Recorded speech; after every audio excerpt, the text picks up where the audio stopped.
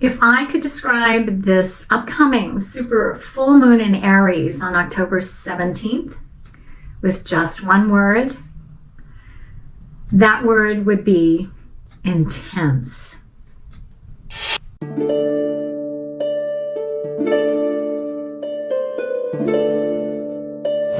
Hi there, my beautiful friends.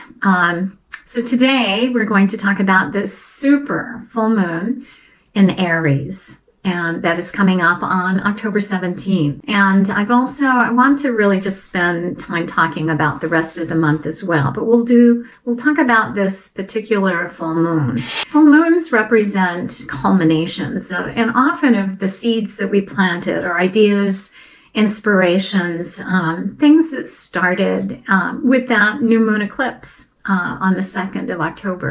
Eclipses energies last much longer than that, however.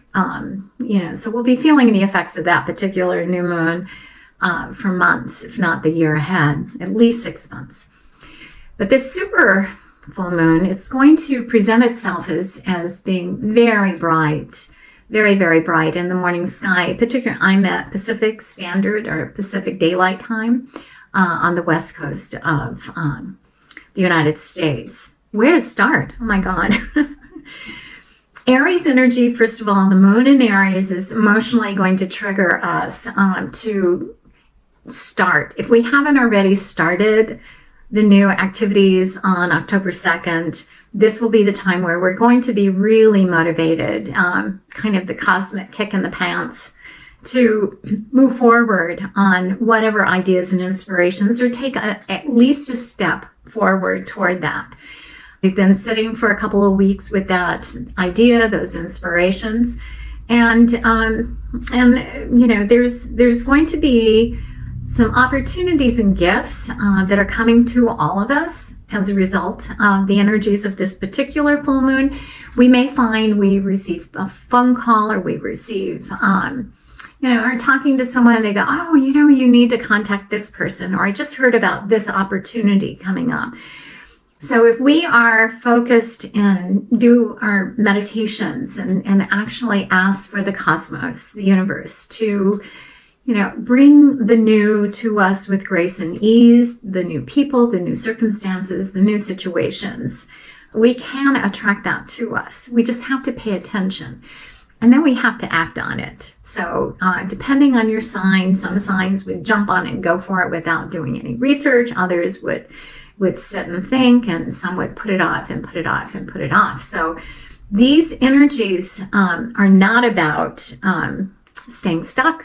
And the longer that we would be in that kind of energy, trying to overthink it or over research, or just kind of make excuses, that's going to feel very uncomfortable. It will become painful to us if we're taking too much time. For sure, this is going to be a period with Aries. Aries is the baby sign of the Zodiac, and Aries energy is pioneering. It's new directions. It's impulsive at times, but it gets us moving wherever we have Aries in our chart. This is being triggered at this time. And for many of us, the moon represents the feminine. It represents intuition. It represents mothers, wives, sisters, it's emotion.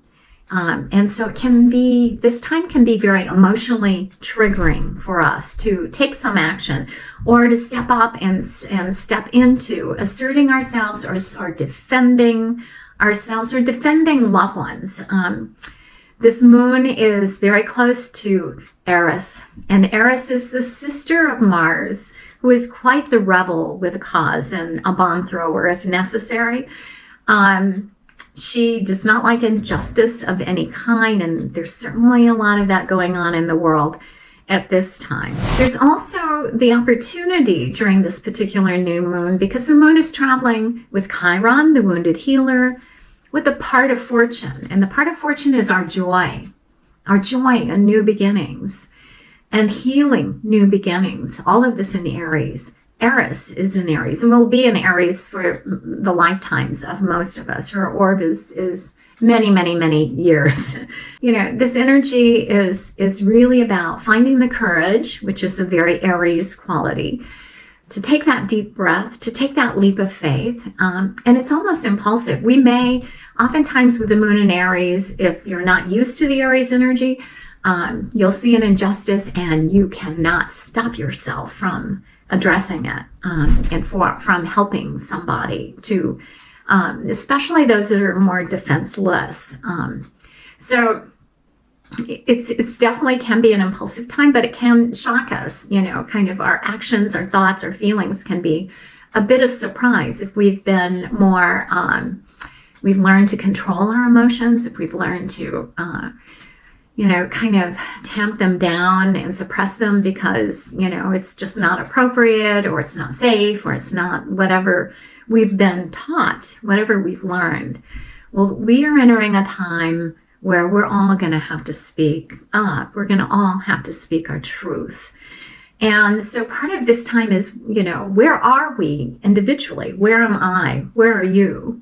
Where are we each individually with our own emotions and our ability to ask for what we want or need, or to stand up for ourselves and for others? So, that's a personal journey. That's something that we can do. We can ask ourselves these questions. If we do a morning meditation or an evening meditation, whenever, we can just take 5-10 minutes, even after listening, whatever time of day you listen to this particular YouTube, to just take 5 minutes and go inside, close your eyes, and ask yourself, what am I suppressing?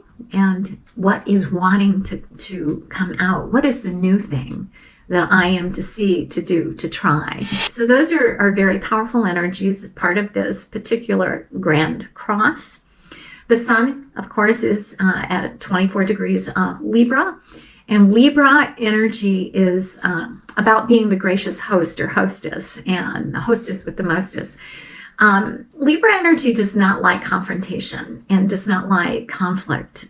They will do anything and everything. And again, this is a sign that will suppress their own needs, their own emotional needs for the other, to not rock the boat, to create balance at all cost. And so these are things, again, for those of us with strong Libra in our charts, and where is it I'm being subservient? Where is it I'm being the caretaker? Where is it I'm putting everyone else before myself? And is that right for me? I would suggest it's not right for any of us. It doesn't mean that we have to suddenly become an aggressive person. It just means this is a period of really looking at balancing these energies, not too much aggression or self-focus, or impulsively emoting, crying or triggering anger with the moon in Aries. You may find yourself angry and not even understanding why. But generally, if we find ourselves triggering some anger and frustration, especially with all that's going on in the world, that's not going to be surprising. Both the sun and moon are squared by the planet Pluto at the 29th degree. And so, I know in this country, the people are just exhausted. We're all experiencing PTSD as a result of all of the crazy politics, just the politics in our country, over the last 7 years. So it really does feel like life and death time for us, as citizenry, and particularly in this country. But this is going on globally.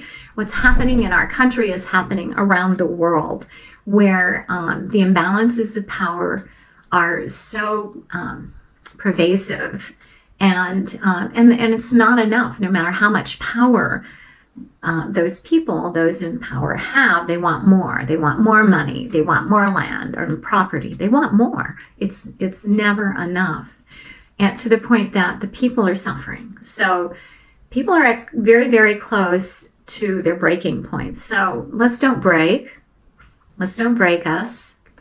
let's just take some deep breaths and get grounded and get organized and find our fellow humans, our neighbors, our family of origin, our brothers, our sisters, our, co-workers, and find the team, find the group, find the collective that you resonate with, because there is great power in numbers, and begin to become a united voice, regardless what country, regardless what situation. And it doesn't, this is truly, what these people would want is violence. They want us to react violently.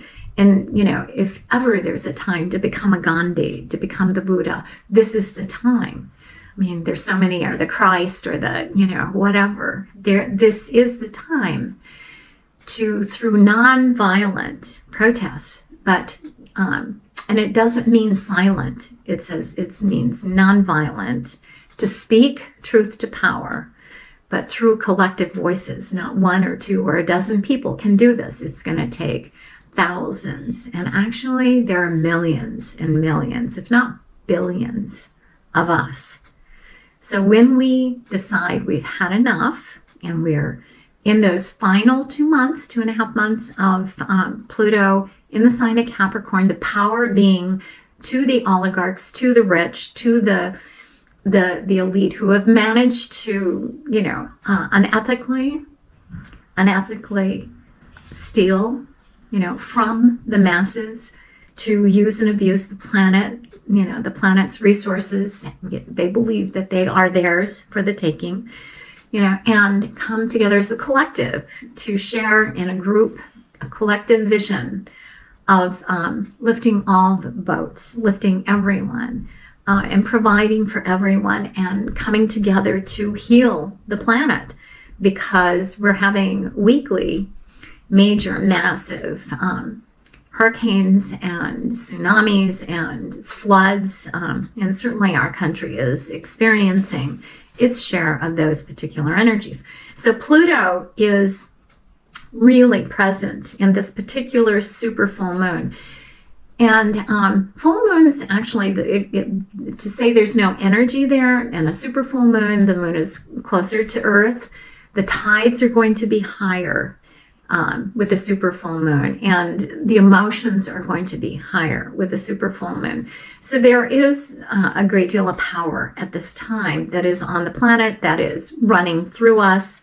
We are having even more intense X-class solar flares bombarding the Earth. Some of the most intense that have of this particular solar cycle we have been in the process for this whole past year of experiencing these incredible solar flares that are kind of messing with our own individual human electrical systems, as well as the internet and any kind of energy system. So again, this is causing rawness, irritability and confusion, frustration, all of those kinds of emotions. So, our goal is to stay grounded. Each and every one of us, we need to, as much as we can, detach from the media, detach from the news, unless you have really solid information coming from those that you know and you can trust, that they are in integrity. They are trying to educate the public as to what's going on. This is also a time to begin to integrate, not so much the aggression, but for in each and every one of us, we need to balance our divine feminine and the divine masculine. And the masculine has been out of balance for many, many, many thousands of years. And this is a time within each of us, both, as a woman, I have to balance the masculine within me as well as the feminine. And it's a personal thing. I can't say for anyone else where they are with those energies. We have to look inside ourselves and see where we are. Part of this grand cross is Mars is opposing Pluto and squaring the sun and moon. And Mars is traveling in the sign of Cancer, as he was in the last eclipse on the 2nd. And this grand cross is, again, a reminder Mars is usually, he is the ruler of Aries. He is the energy of going out and conquering the world, fighting for truth, justice, and, whatever else is out there, the underdog. But he can also be kind of selfish. So he's been in the sign of Cancer, which is kind of uncomfortable. Cancer is a water sign, and Mars rules a fire sign. So emotions are not, his normal thing. So, and opposing Pluto and Capricorn. So there's a part of each and every one of us that knows that things are so far out of balance with the plutocracy or the autocracy, the oligarchs and the governments, that, not only are we being called to balance the male energy within us, we are also requiring and demanding that the needs of the people and the needs of the earth are considered at this time. The needs of family and children. We need to work to provide basic needs, food, shelter, as thousands of people just, from the last hurricane in the U.S. Wiped out so many homes and families in over 4 states. And the flooding continues. They're still looking for survivors at this state. So, contesting, the things that are out of balance. And I do think with this energy, we are going to not be buying into whatever we're being fed by the traditional media and or the governments. It's like because they can say one thing, and it's exactly the opposite of what's really going on. So individually and within groups of us can also help meet the needs as a result of the physical crises that are happening on the planet. We can volunteer food or time or cooking or money, whatever resources that we have to help meet the needs of those who may have just lost everything. So, very powerful time. Commitment to ourselves, where there is no topic or subject or relationship that is not up for scrutiny. How are these relationships with the Sun in Libra and Juno? He is combust Juno, and Juno represents the energies of commitment in marriage and commitment in relationships. But Juno was also betrayed by Zeus and Jupiter, or whichever one it was. I forget, I'm mixing my mythologies here, but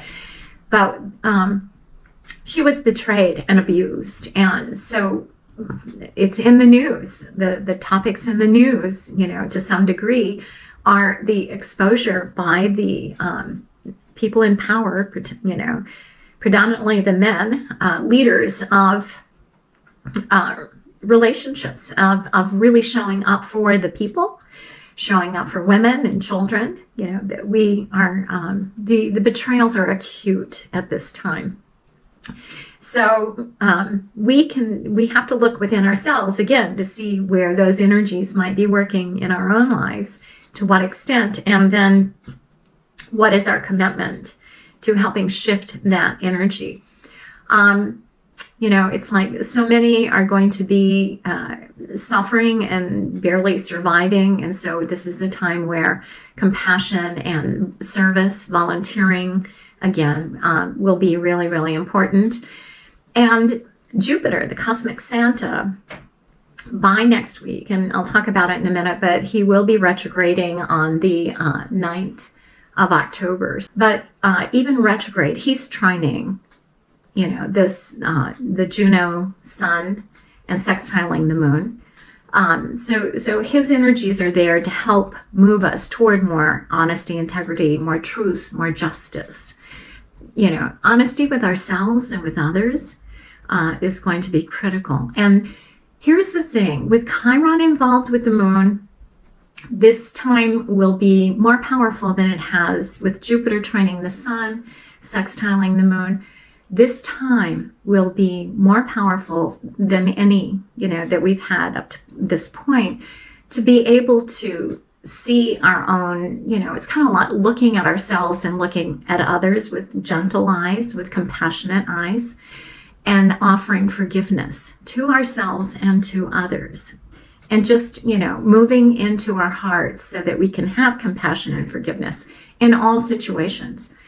Even to the point of, as we see these abuses and abusers as they are exposed in the next few months, in the next few years, we can have compassion for them. We can also thank them for showing us this dark side of humanity that has to be exposed, has to be uncovered in order for us to stop it. Yeah, Mercury is trining Saturn. Mercury is our communication in the sign of Scorpio, and Mercury is ruthlessly exposing the truth of those in authority. And, again, we really need to have a great deal more compassion. We do have Venus also trining Neptune, and that's agape love. Venus is in Scorpio. I've heard some astrologers say, and she's in her detriment. She doesn't like Scorpio. And I happen to know some Venus Scorpio people that love their Venus in Scorpio. They carry a depth of love and compassion and commitment in that sign of Scorpio. It's like when they love deeply, and it will take your breath away. So there's good and challenge. There's the good and the challenges in every sign and every situation. But Venus doesn't mind, stepping into, especially as a female, she doesn't mind stepping into a little more power, control in her life. So the trine to Neptune is being able to help her decide and discern what's right for her, what's right for others, and to bring more heart as opposed to just compassion and sexuality, or money management or something like that into her energies. It can be the merging of souls in a sexual relationship. So that's very, very powerful. And that's some of the deepest love that you can have with that trine to Neptune. So I want to kind of diffuse the bad rap a little bit there. I think what I want to do is then finish up with the energies that are happening between now and the 17th, and also look at the rest of the month. The first half of this month, the first 3 weeks, have been and will be continued to be intense. We will not be the same, any one of us on the planet, after these 3 weeks. And, of course, this is leading up to the U.S. election on November 5th, and then November 19th, Pluto moves into Aquarius, the sign of egalitarian energies, balance in male-female energies, the balance in all of the disparate kinds of polar opposites. This is the energy of the next 25,000 years, but Pluto as a planet will be traveling through Aquarius for the next 20. And fast-paced change, extremely fast technology, energy medicine, energy healing, intuitive healing. There's so many things that will be just exploding over the next decade that will be in service of the people, because this Aquarian energy is about the truth. Aquarian energy is about the power coming back to the people. And so this is a very, very potent time. So we've got some really good news coming up on the 8th, which is tomorrow. I am recording this on October 7th. And the 8th, Venus trines Mars, love and money. And, and Venus is in the sign of Scorpio, trining Mars in Cancer. This can be attracting a soulmate, or, just being in love with your partner, feeling expansive, and it can be good news around those areas. Mercury, because on the same day, Mercury trines Jupiter. So this can be a day of getting, if we've been waiting to hear about job offers, or whatever it is that would feel expansive to you. These can come in on the 8th, as well as this can just be a day where your mind is just sharp and expansive and you have brilliant insights that pop in. On the 10th, 10/9, on Wednesday, the next day, 2 days from now, Jupiter retrogrades. And so right now, he's like slowing down to almost a stop. Any planet, as they are stationing, as it's called, getting ready to stop and retrograde, or stationing in order to move forward after however many months or period of time they're retrograde. This is some of the most intense time for the manifestation of the planet's energies. So Jupiter is about truth and justice and expansion and our visions, our dreams and visions. And so we can, as he's slowing down and as he stops on the 9th to begin his retrograde on the 9th, it can be a time to go back, and whatever your visions have been for the past year, this will be a time of rethinking, where am I now with those?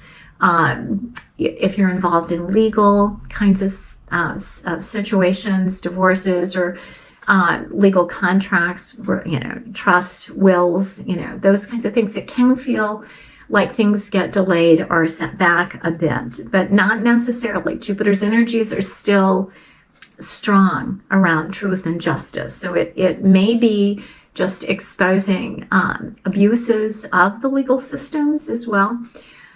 So there will be many, especially in Gemini. So it's time to rethink, redo, and tweak and adjust whenever we have a planet that retrogrades. And October 11th, sometime during the day, the moon conjuncts Pluto. So that can have us, we may feel like a volcano ready to erupt. But it can also be a day of intense transformation of our emotional commitment and making emotional decisions about what's right for us or what no longer works. So it can be confrontational, and it can be intense, or there can be intense events going on worldwide, globally, that can affect us. On the 14th, we have, that's next Monday, Venus opposing Uranus. So Uranus is the planet of kind of shock and awe. He's traveling in Taurus, and Taurus energy, he and Taurus don't necessarily get along so well. Venus opposing Uranus can cause shocks in the monetary systems, shocks and surprises as secrets have been revealed in our relationships, in our love relationships, in our joint finances, so it has to do, Venus always has to do with love and money. There can be, and she's traveling through Scorpio, so there can be power struggles, right use of power, or abuses of finances, and we discover them during this aspect around the 14th. So the challenge is going to be to, as this is revealed, to give yourself enough time to process, because we don't have to necessarily deal with it in the moment. We can take a bit of time, we can breathe through it, we can do our research, and then we can come back and make some decisions. If you are a procrastinator, if you're someone that doesn't like conflict, a little spontaneity is probably not bad, because if you overprocess things, then you tend to not, act on what you know now, even if there is change that's needed. 15th, Venus trines Neptune. So whatever the shock was, there is the opportunity, if you assert yourself and ask for what you need and what's right and what's fair, there is a good chance that the other person will meet you there and apologize, and or, so it's an energy of compassion and forgiveness around the 15th, which is a Tuesday. It's a big day, a lot of aspects. The moon is aspecting everything on the 15th. What I want to do is finish off the month of October. The big highlight and culmination of the energies this month really are this Aries Super Full Moon on October 17th. And so I guess to just sum that up, the only word you could use to describe it is intensity. There's intense transformational opportunities that we have if we are willing to fearlessly look at ourselves and look at who we are and how we are in relationships of all kinds. Intense potential for healing and transformation. Intense, just intense. So intense good and, intense challenge. The really at this point in time, there is only commitment to our own healing of 7 generations back and 7 generations forward. Personal healing in all our relationships. Are we going to be, committing to war and violence and hatred and jealousy and all of those energies? Those energies take a huge toll on our physical body as we are becoming actually more crystalline energy, with solar flares, with everything truly speeding up to some degree. Are we going to be operating in those energies, which is going to become more and more painful? Or are we going to take the energy of this super full moon and the eclipses, both on October 2nd and the one at the end toward the 3rd week of September? Are we going to use the energies of these eclipses to face our fears, to face ourselves, and move toward more forgiveness and compassion, opening our hearts, opening our minds, and embracing new ideas, new concepts that maybe we have never even considered? This is such a powerful time of shift, of awakening, of moving into the higher vibrations of what is our greatest potential, why we have incarnated on the earth at this time, to become light beings, to join the galactic brothers and sisters in holding love, in non-judgment, in truly becoming the curious child. So the more that we can become a curious child with what's going on in our world, and what would a child do?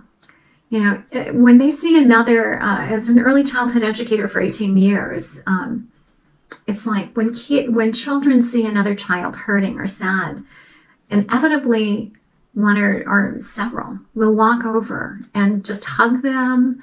Even babies do this. The curious child really offers love unconditionally. So the more we can become, tap into that inner little boy or little girl, the more that we can open our hearts and know that we are safe no matter what. Love does not hurt. It's the other stuff that hurts. So moving into non-judgment, moving into love, moving into curiosity. These are all very, very powerful lessons being triggered at this time. So let's talk about 10/22, October 22nd, which is next Tuesday. The sun goes into Scorpio. So if you've thought the last few months were intense, wait, because this is Pluto's sign, and some of the most intense energies are still ahead of us before we move into the end of November. But, so we've got another month of cranking up the intensity around transformation, learning about right use of power, money, and sexuality. And again, there's going to be a lot of exposure of lots of secrets of, of individuals, rich and famous or not, exposing abuses of power. So the sun goes into Scorpio on the 22nd and immediately squares Pluto. So that's an intense day. Squares activate internal challenge. So we may have our breath taken away at some event on the planet. It's like this week we're looking at, just 2 weeks ago, hurricanes hitting Florida. 2 weeks ago, Helene did massive damage over 4 of the U.S. states, and they are still digging out from that. And then within 24 hours, we're going to have another hurricane absolutely crashing across Florida again. And just the incredible intensity with global warming. There's more humidity. The waters in the Gulf of Mexico and in our oceans are warming. There's all kinds of challenges that are coming with what's going on in our oceans, and the conveyor system that brings the cooler air down to the south is slowing down to stop. So hurricanes and the humidity, is going to create more intense hurricanes, tornadoes, rainstorms, snowstorms, ice storms. And with that humidity comes ever increasing pollination. So there's so much more pollen, and people are getting sicker from allergies from all of the pollen coming out of the trees. You combine that with the horrible pollution that the corporations, the industries are pumping into our air. It looks pretty grim, but this is the time of the great wake up call. Sun squaring Pluto. We can't go about our business without our daily business without starting to pay attention to this stuff. We can't ignore it anymore, nor should we. It's really time to come together as a collective and start communicating with each other. If the governments won't do it, we have to do it with each other. What are we going to do about this? What can we individually do? But we are going to have to start organizing collectively to confront the powers that be in order to stop all of these different abuses. So I suspect on the 22nd, we're going to get some more shocking kind of stressful news. And then the next aspect, next couple are basically the 28th of October and the 30th of October. Mars is going to trine Neptune on the 28th. And Neptune deals with and rules the sign of Pisces, and Pisces is water. Pisces is emotion. And so Mars turning Pisces, you're going to see global action being taken by the masses, by people, to help those that are suffering, to help those who are victims of hurricanes and tornadoes and weather and flooding and abuses of power that are in need, whatever that need is, for shelter, for food, for clean water. You're going to see the mobilization on the planet, and you should start to hear about it in the news, whatever news you choose to listen to. On the 30th, Mercury, the communication planet, goes into Scorpio. So he's not going to mess around. Scorpio energy is about getting to the core truth of the matter. And again, speaking truth to power. So Mercury in Scorpio, we have to, as individuals, be careful to be conscious that our words do have power, and that we can hurt and devastate people with our words, with our looks, with our energy. So Mercury is going to oppose Uranus. So there can be, Mercury in Scorpio is opposing the planet Uranus. There can be more devastating news of earth changes, of massive earthquakes, earth issues, and violence, shocking news around, and hopefully this isn't, Middle East, the Middle East, that we got news that there's been an attack, another attack. So, things have been escalating, and that's purposeful. And unfortunately, that purpose has something to do with the U.S. elections, to try to hurt the incumbent administration. So, but earth changes, no one has the ability, well, not exactly, but for the most part, they don't have the ability to know when there's going to be an earthquake or another volcano go off.